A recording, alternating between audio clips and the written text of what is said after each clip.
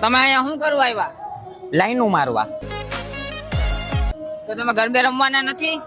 હવે એમાં શું છે સાહેબ કે જિંદગી અમારી યાર એટલું રમે છે ને કે હવે અમારું ગરબે રમવાની ઈચ્છા જ નથી થતી. શું કરવું?